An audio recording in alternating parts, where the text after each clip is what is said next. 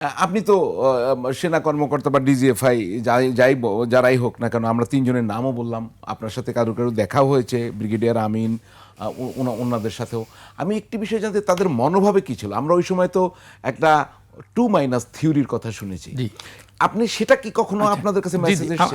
আমি তো দেখেন, আমি বেগম খালেদা জিয়া হোক, শেখ হাসিনা হোক, যখন যা মনে হয়েছে বলে দিছি। এই 111-এর ব্যাপারে এই কথাটা আমার মনে জানা দরকার।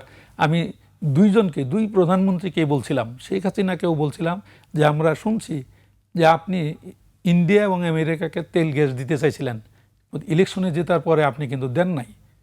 পরবর্তীতে বিএনপি সরকার রাজি হয়েছিল, শোনা কথা, যার জন্য ওনারা রাজি হওয়ার কারণে নেক্সট ইলেকশনে বিএনপি জিতে যায়। কিন্তু বিএনপি জেতার পরেও তারা কোনো তেল গ্যাস দেয় নাই। তখন কর্তৃপক্ষ বা ইন্ডিয়ার আমেরিকার সিদ্ধান্ত নিছে যে যে দলের সাধারণ মানুষের কাছে জবাবদিহিতা করতে হয় এমন কোনো দল তেল গ্যাস দিবে না। কাজে এমন একটা সরকার আনো যাদের জনগণের সাথে কোনো সম্পর্ক নাই, যারই ফলশ্রুতিতে 111-এর সৃষ্টি হয়েছে। এভাবে চলতেছে যে বিভিন্ন সময় যেতেছে, আপনারা বিভিন্ন সময় বিভিন্ন কথাবার্তা বলতেছেন, কখন কার সাথে কি নেগোসিয়েশন হইতেছে আপনারাই ভালো জানেন, তারই ফলশ্রুতি এইটা। এই প্রশ্নটা আমি দুইজনকেই করছিলাম এবং দুইজনই আমাকে উল্টা প্রশ্ন যে আপনি কার কাছ থেকে শুনছেন। আমি বলছি না, তা তো বলবো না। আপনার নিশ্চয়ই খেয়াল আছে যে সাবেক প্রধানমন্ত্রী শেখ হাসিনা বিভিন্ন সময় ভাষণে বলছিলেন যে আমরা তেল গ্যাস দেই নাই দেখে আমাদের ক্ষমতায় আসতে দেওয়া হয় নাই। এই যেমন 111-এর কথা বললেন, এরকম এই 111-এর যারা যারা আছে তারা কিন্তু সরাসরি আমার কথা বলতো না। তবে আমি ব্রিগেডিয়ার বাড়ি ওনাকে একদিন বললাম যে আপনারা যে আসেন খালি বিএনপিরে ভাঙতে, কই সাহস থাকলে আওয়ামী লীগের ভাঙেন তো দেখি। তখন আমাকে বলছিল না হায়দার, ওরাও ভাঙবে, ওদেরও ভাঙা হবে, কিন্তু ভাঙা হয় নাই।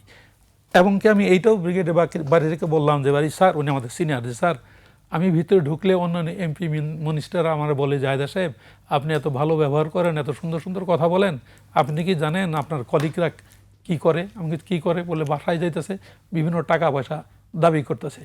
তো আমি এই কথা শোনার পর ব্রিগেডের বাইরে বললাম, স্যার আপনারা কি কোনো টাকা পয়সা নিতেছেন? বলে হ্যাঁ, মইনু আহমেদ বলছে আমরা টাকা নিতেছি। তখন আমি বললাম তাহলে আপনাদের দ্বারা আর কিচ্ছু হবে না। এই যে কথাগুলি, এটা আমার যে বলা, এগুলি কিন্তু 111 সংক্রান্ত তখন ইসের মধ্যে। তো এখন আপনি কথা হয়তো আপনার কত মিনিট একাধারে বললে কিন্তু বহুত কথা এক একটা মনে হইতেছে, তখন বলে যে কোন জিনিসটা কেমন হইলো বা এই ছবিটা, এই যে ওই যে আপনার জনাব তাহের সাহেব এখন জামাতে ইসলামের, উনিও তো জেলে ছিলেন, উনি জানেন এখানে কয়জন মারা গেছে। এই ছবিটা নিয়ে আপনাকে একটু প্রশ্ন করি। আপনি মনে আছে তো কাশিমপুর কারাগারে আপনি আমাকে নিয়ে গিয়েছিলেন, এদের সবাইকে আমি এক জায়গায় দেখেছিলাম।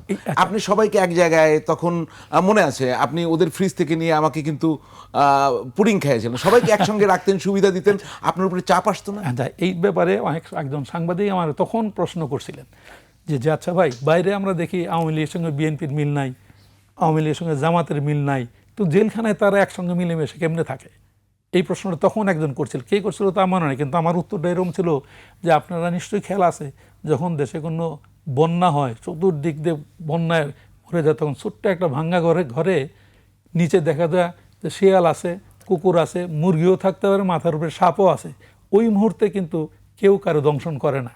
এখন কিন্তু তারা ওই অবস্থায় আছে, কেউ কারোর সঙ্গে তারা হ্যাঁ, এটা কিন্তু আপনার ঢাকা জেলের কেন্দ্রীয় কারাগার, ওই যে কর্ণফুলী যে লেখা আছে, ইনফ্যাক্ট এটা তখন নাম ছিল এরশাদনগর, এইখানে প্রেসিডেন্ট এরশাদ ছিলেন। আমরা যে পরে কিন্তু নামগুলি চেঞ্জ করছি। এই যে এই ছবিগুলি সব বিএনপি, আওয়ামী লীগ, জামায়াতের সব নেতাদের, ওই যে খন্দকার মোশাররফ হোসেন দেখেন, স্যার এখনো বাইচে আছে, ওই দিন বললেন জাহেদা সাহেব আমি একটা বই লিখছি, বইয়ের মধ্যে আপনার ছবিটা দিয়েছি, আপনার কি খেয়াল আছে? ওই ছবি যখন তুললেন, সালমান এফ রহমান দেরি করতেছে, আমি বারবার বললাম এই দরবেশ সাহেবরে ডাকো, দরবেশ সাহেবরে ডাকো। এই যে 17 বছর আগে সালমান এফ রহমান, এই যে দরবেশ বললাম, এইটা তারপরেই ওইরকম চালু হয়ে গেল।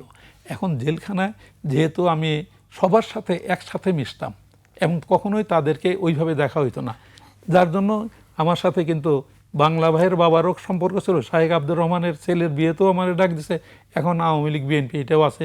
কারণ কোনো কিছুর বিনিময়ে আমি কারো সঙ্গে কোনো কাজ করি নাই, জেল কর্তৃপক্ষই করে নাই।